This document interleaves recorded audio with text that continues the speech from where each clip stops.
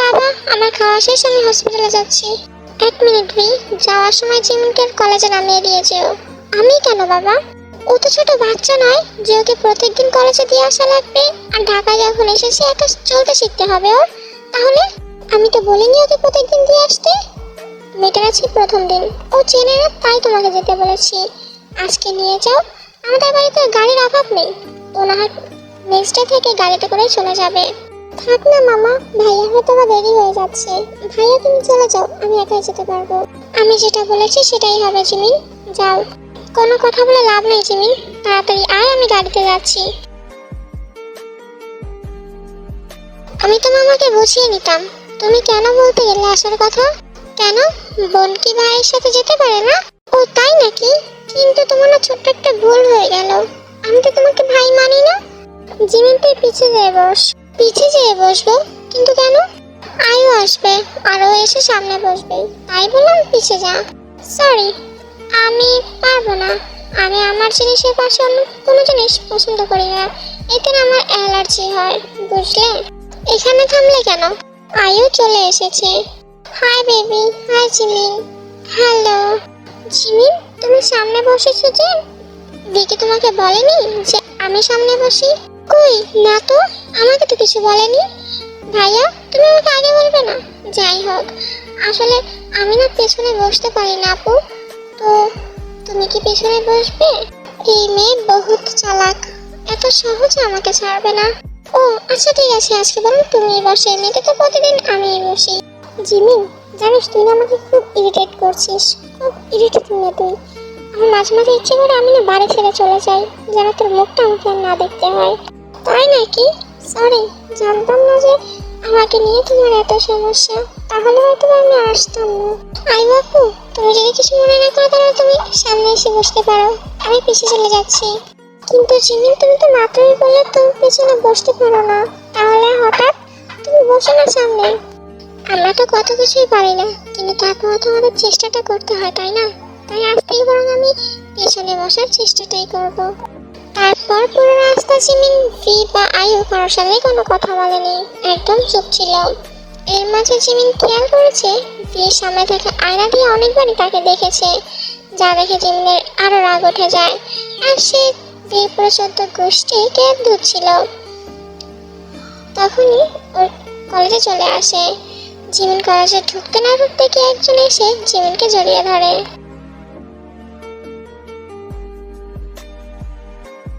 What the fuck bro? কি হচ্ছে এসব? আয়ু calm down, where are you jealous? চলো এখান থেকে তাড়াতাড়ি হসপিটালে যেতে হবে। আর তুমি তো এটাই চাও তাই না? এখানে তোমার দোষ কিন্তু কোনো টাংছে কম নেই, তুমি মেয়েটার সাথে অনেক খারাপ ব্যবহার করছো বি। কিন্তু কেন? আমি তো চাই আমাকে ঘৃণা করুক, খুব ঘৃণা করুক, যেন আমার নাম না শুনতে পারে। যে তাই বলে ফার্স্টে একটা ছেলেকে এসে এইভাবে জড়িয়ে ধরবে। কিন্তু ছেলেটা কে ছিল? ও তোমাকে ঘৃণা করুক এটাই চাও তুমি তাই না? আচ্ছা, যদি ও তোমাকে ঘৃণা করে তাহলে তুমি সহ্য করতে পারবে তো? মেনে নিতে পারবে ঘৃণা? ও ওকে ঘৃণা করলে কি হয়েছে? তুমি তো আছো, আমি তোমার কাছে চলে আসবো। ও শাট আপ ফিল। আরে চাই না, তুমি কেমন আছো আর এখানে কি করছো? আমি এই কলেজের স্টুডেন্ট, সেকেন্ড ইয়ার, তোমার 1 বছর senior, but it's okay, we are friend. যাই হোক, তোমার যদি কোনো প্রবলেম হয় তাহলে অবভিয়াসলি আমাকে বলবে, ঠিক আছে? চলো তোমার ক্লাসরুম দেখিয়ে দিই। Thank you. যদি কোনো প্রবলেম হয় তাহলে আমি ছোট্ট তোমার কাছে চলে যাবো। অন্যদিকে আমাদের রিয়ন কুক কি করছে তা দেখে আসি। সুগার রান্নাঘরে বসে কাজ করছিল, আর তখনই জাঙ্কুকটা এসে সুগার পেছন থেকে জড়িয়ে ধরে। আরে কি করছো কি? ছাড়ো আমাকে, কে দেখে ফেললে কি হবে বুঝতে পারছো? আরে কি আর হবে, সবাই বলবে একটা বউ প্রেমিক ছেলে তার বউকে আদর করছে, ভালোবাসছে, এতে দোষের কি? আহা গো, কত সুন্দর কথা। এই তুমি যাও তো এখান থেকে, একটু পরে মা চলে আসবে, আর এই অবস্থায় দেখলে যাচ্ছে তাই কাণ্ড হবে। এমনিতেই তো তোমার মা আমাকে পছন্দ করে না, শুধু তোমার কথা ভেবেই আমাকে এই বাড়িতে বউ করে নিয়ে এসেছে। সরি, আমাকে না, আমাদের 2 বোনকে একজনও সহ্য করে না। তো এখন এইসব দেখলে না সেসব আমার দোষই দেবে, কিন্তু আমি না চাই না, আমি তাই সুন্দর তোমার সংসারটা গোছাতে। এখন তুমি চাও। আহা বেবি, মোটের 12টা বাজিয়ে দিও না তো, আমাকে একটু ভালোবাসতে দাও।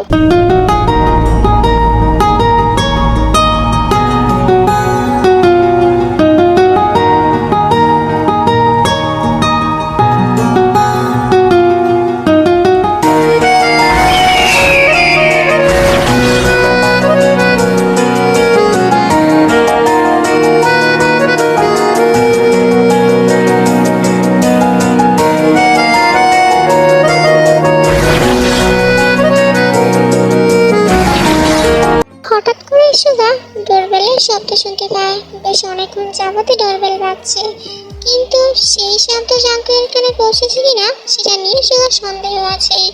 সুগা অনেকবার ধাক্কানোর পর জাঙ্কুকের হুঁশ ফেরে। জাঙ্কুক সুগাকে ছাড়ে। আরে খরগোশের বাচ্চা, দরজাটা দিয়ে তাড়াতাড়ি খোল, দেখ কে এসেছে। দেখতে কেবল একটু শুরু করেছিলাম, তার মাঝেও ব্যাঘাত ঘটাতে চলে এসেছে। তারপর আর কি আমাদের বেচারা খরগোশ যে দরজা খুলে দেয়।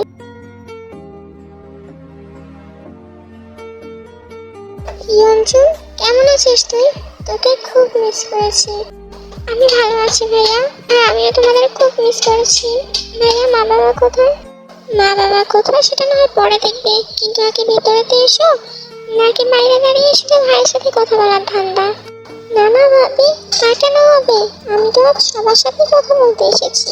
ইয়ঞ্জন, ভাইয়া কোথায়? ভাইয়া কি আসেনি? এই তো আমি। আমাদেরকে খেয়াল করেছিস যে দেখবি আমি এসেছি কি আসিনি? কে এসেছে জাঙ্কু? মা, তুই কেন এসেছিস এখানে? কেন মা, আমি কি এই বাড়িতে আসতে পারি না? ইয়ঞ্জন, এসব কেন বলছো? ভেতরে এসে বসো না। ভাইয়া তুমিও আসো। তুমি এখানে সেটা তো এখনো বললি না। হ্যাঁ, আসলে আমরা বিয়ে করতে চাই। বিয়ে? ভাইয়া, আপু, তোমরা কখন এসেছো? আর এখানে দাঁড়িয়ে কেন আছো? ভেতরে চলো না। তোমাদেরকে কি এখনো ভেতরে যেতে বলেনি? জিমিন ইয়ঞ্জন আর সবিনের হাত ধরে জোর করে ভেতরে নিয়ে যায় আর ওদের নিয়ে সোফায় বসিয়ে দেয়। ভাইয়া, এই বাড়িতে কি কোনো দরকারে এসেছো? এমনিতে তো তুমি এই বাড়িতে আসার ছেলে নও। হ্যাঁ, দরকারেই এসেছি। আসলে আমিও তো আপু ঠিক করেছি আমরা বিয়ে করবো, আর আমরা বিয়ে করতে গেলে অবভিয়াসলি আমাদের ফ্যামিলির পারমিশন লাগবেই। তার জন্যই। ও সত্যি তোমরা বিয়ে করছো? বাড়িতে আবার একটা বিয়ে, কত আনন্দ হবে। সুগা, তোমার বোনকে তুমি এখান থেকে নিয়ে যাও। এটা আমাদের ফ্যামিলি ম্যাটার, আমি চাই না এখানেও থাকুক। মানে কি এই কথা? আমি যাবো না এখান থেকে। এক মিনিট ভাবি, ওকে নিয়ে তুমি কোথায় যাচ্ছ? মা বললো আর তুমি ওকে নিয়ে চলে যাবে? এটা হবে না। এখানে কি কথা হচ্ছে না হচ্ছে সেটা সবই ও শুনবে। ভি, হ্যাঁ মা, আমি সবসময় তোমার সব কথাকে মান্য করেছি, সব কথাই সাপোর্ট করেছি, কিন্তু আজ পারবো না। দেখো, এটা আমাদের ফ্যামিলি ম্যাটার না। এখানে যেমন আমার বোন আছে ঠিক তেমনই ওর ভাই আছে। তো এখানে কি কথা হবে সেটা ওদের জানার অধিকার আছে। ভাবি যেহেতু শুনতে পারবে ভালো, কেন শুনতে পারবে না? ও তো ওদের ফ্যামিলির মেয়ে, ও তো সবিনের বোন, তাই না? এখানে যেহেতু ওর বাবা মা নেই, তাই ওরাই শুনবে। আরে নিজেদের মধ্যে ঝগড়া করা বন্ধ করো। আরভি, তুই তো হসপিটালে গিয়েছিলি আর জিমিন কলেজে, তাহলে তোরা হঠাৎ করে কোথা থেকে এলি? হ্যাঁ, আমি হসপিটালেই ছিলাম। হঠাৎ করে বাবা আমাকে কল করে বললো যে ওরা এসেছে, যেন আমি জিমিনকে নিয়ে চলে আসি। তাই জিমিনের কলেজে প্রিন্সিপালকে বুঝিয়ে ওকে নিয়ে এসেছি। আচ্ছা, এখন ওদের কথায় আসা যাক। সবিন তো বলেছে ও ইয়ঞ্জনকে বিয়ে করতে চায়, তাহলে এটা আমার কোনো প্রবলেম নেই, আর ভাইয়ারও কোনো প্রবলেম নেই, কারণ সেটা ভাইয়া প্রথমেই বলে দিয়েছে। এবার বাদ বাকিটা ডিপেন্ড করছে মা বাবার উপর। আমার এই বিয়েতে কোনো প্রবলেম নেই। এখন লিসা, তুমি বলো। আমার এই বিয়েতে কোনো মতামত নেই, কারণ আমি জানি আমার মতামত না থাকলেও এই বিয়েটা আটকাবে না। আটকাবে মা, তুমি মতামত না দিলে আমাদের এই বিয়েটা হবে না। কারণ আমি বিয়ে করতে চাইলেও সবিন করবে না। ও আমাকে আগেই বলে দিয়েছে তুমি যদি এই বিয়েতে মতামত না দাও তাহলে ও বিয়েটা করবে না। আমি জানি মা, তুমি আমার ভালো চাও, আমি যেন শান্তিতে থাকি, তুমি এটাই চাও। কিন্তু মা, সব সময় টাকা থাকলে শান্তিতে থাকা যায় না, ভালো থাকা যায় না। কেন ভুলে যাও সেটা তোমরা?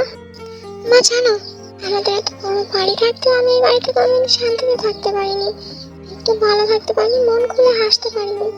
কিন্তু সবিনের এই ছোট্ট বাড়িতে আমি খুব ভালো আছি, খুব ভালোভাবে থাকতে পারছি। সবিন আমাকে খুব ভালোবাসে মা, আর আমিও। মামি, আমি জানি তুমি আমাকে পছন্দ করো না, কিন্তু কেন করো না তা আমি জানি না। তবে আমি তোমার কাছে কোনোদিনও কোনো রিকোয়েস্ট করিনি, কিন্তু আজ করছি। আমার ভাই আর আমার বোনের জন্য। ওরা দুজন দুজনকে খুব ভালোবাসে। হয়তো ওদের বিয়ে হলো, ওরা একসাথে খুব খুশি থাকবে, সুখী থাকবে।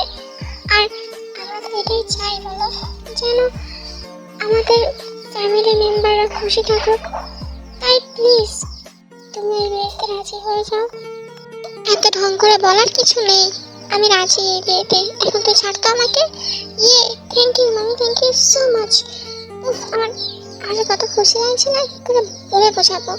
সবাই বিয়ের আয়োজন করো, আমার ভাইয়ের বিয়ে আমি এবার খুব নাচবো। ভাইয়া, মা বাবাকে জানাতে হবে তো, তাড়াতাড়ি মা বাবাকে ফোন করো। জিমি, মা বাবা সব জানে আর ওনারা আজকেই চলে আসবে।